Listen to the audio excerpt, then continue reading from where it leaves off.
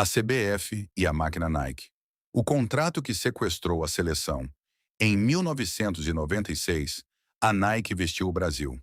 A promessa era de uma parceria imbatível. Em 1998, o patrocínio já era o maior do futebol mundial.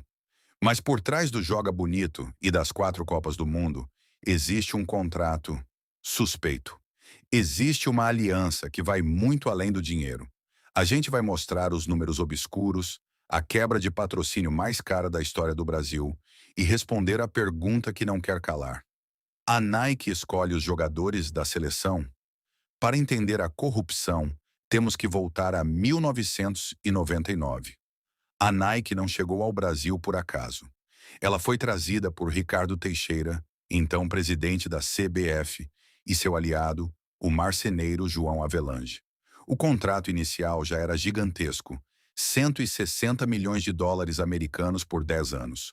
Mas a suspeita era de que a CBF era só um laranja. A investigação revelou que a empresa suíça ISL, parceira da FIFA e da Nike, operava como caixa preta do futebol. Os investigadores suíços descobriram um esquema de corrupção que envolvia US$ 1 milhão americanos pagos a João Avelange e Ricardo Teixeira. Em troca, a Nike garantiria a exclusividade e contratos superfaturados. Valor pago a laranjas: US$ 41 milhões americanos. Investigação de 2001. Acusação: sonegação fiscal, evasão de divisas e formação de quadrilha. Em 2001, a CPI do futebol foi instaurada no Brasil.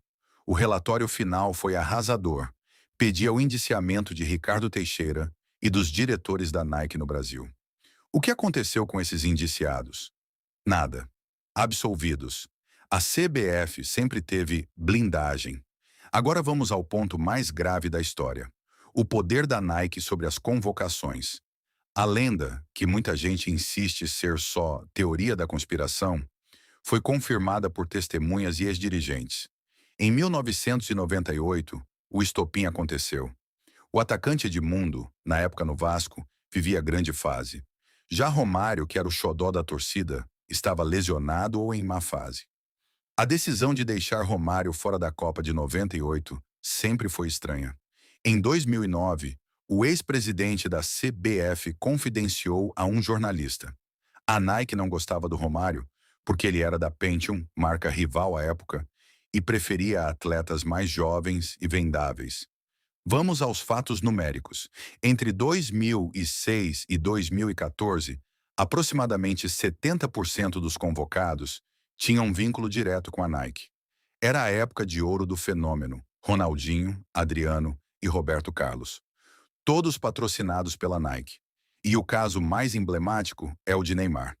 As declarações de Pelé criticando a Confederação Brasileira de Futebol, CBF, remontam principalmente a 1993. Naquela época, o rei do futebol afirmou publicamente que havia corrupção na entidade. Suas acusações focavam na gestão de Ricardo Teixeira e nos contratos envolvendo a seleção e o marketing esportivo da confederação. O histórico das declarações, 1993. Durante a gestão de Ricardo Teixeira, Pelé deu uma entrevista abordando o tema da corrupção, o que gerou um forte atrito com a direção da CBF e processos judiciais movidos por dirigentes da época. Contexto político, 1995. Enquanto ministro dos Esportes, Pelé voltou a criticar a entidade máxima do futebol nacional, apontando omissão da confederação em questões como o combate à violência nos estádios. Para uma análise sobre o histórico do futebol brasileiro e os escândalos envolvendo a Confederação Brasileira de Futebol,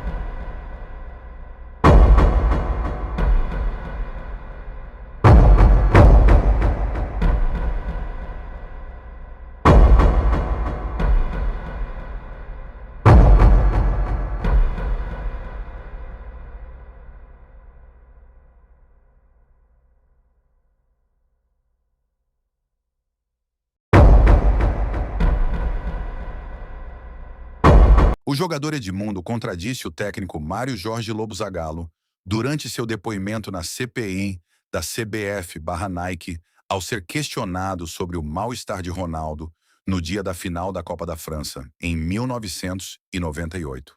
Zagallo disse aos deputados da CPI que só foi avisado do problema de Ronaldo cerca de 3 horas depois do episódio.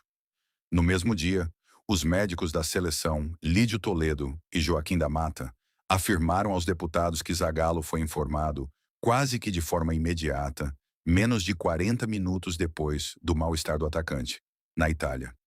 Zagallo voltou a repetir sua versão à imprensa, dizendo que somente por volta das 17 horas do dia da final da Copa foi avisado sobre o problema, que havia ocorrido pouco depois das 14 horas.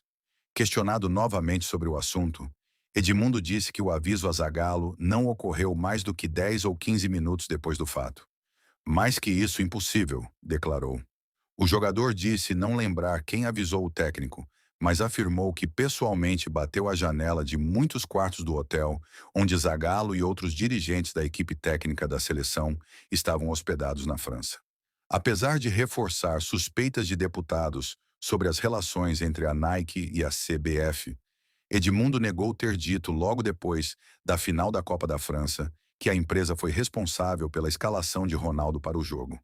Em 1998, logo após a derrota brasileira na final da Copa da França para a seleção anfitriã, o jornal Notícias Populares revelou o conteúdo de uma fita em que Edmundo afirmava que a escalação do atacante Ronaldo na final da Copa era exigência de um acordo entre a CBF e a Nike, patrocinadora da entidade. À época, o atacante, então na Fiorentina, negou que tenha dado as declarações e disse que a fita era fruto de uma montagem. Também deveriam ter prestado depoimento o lateral esquerdo Roberto Carlos e o atacante Ronaldo. Roberto Carlos foi convocado por ser o companheiro de quarto de Ronaldo e ter sido a primeira pessoa a presenciar o problema sofrido pelo atacante. Os dois jogadores alegaram não poder comparecer na data marcada inicialmente por terem outros compromissos fora do Brasil. Tanto Ronaldo como Zagallo eram patrocinados pela Nike durante a Copa. Se Ronaldo, que ainda é patrocinado pela empresa, não jogasse, seria substituído por Edmundo na partida em que a França venceu a Copa. O depoimento de Edmundo à comissão foi considerado pelos parlamentares um dos melhores escolhidos.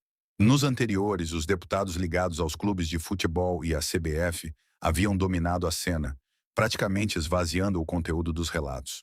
No entanto, as fontes da época revelam que o domínio da Nike sobre o elenco era avassalador. O domínio da Nike na seleção de 1998, a marca dominava o time tanto institucional quanto pessoalmente. Contrato com a CBF. A Nike fechou um contrato de 10 anos, em 1996, avaliado em mais de 200 milhões de dólares americanos para ser a fornecedora oficial de material esportivo da seleção. Jogadores patrocinados. Dos 22 atletas convocados para a Copa da França, metade, 11 jogadores, possuía contratos pessoais com a Nike. O principal nome, o fenômeno Ronaldo, era a peça central. Ele tinha um contrato vitalício com a empresa, avaliado na época em cerca de 1,5 milhão de dólares americanos por ano, e era a sua maior estrela no futebol mundial.